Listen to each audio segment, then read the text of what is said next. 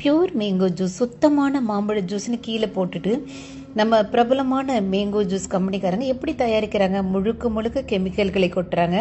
மாம்பழம் போலவே நிறம் வர்றதுக்கான நிறப்பொடிகள், கெடாமல் இருக்கிறதுக்கு நிறைய விஷத்தன்மையுள்ள கெமிக்கல்களை கொட்டுறாங்க.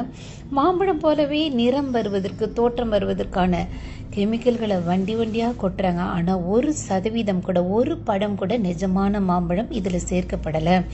அச்சசலாக நம்ம இது குடிச்சு பார்த்தா மாம்பழம் மாதிரியே அவ்வளோ ஒரு மனம், சுவை, ருசி. பழ ஜூஸ்ன்னு விற்கிறதுல பழங்களே இருக்கிறது இல்ல.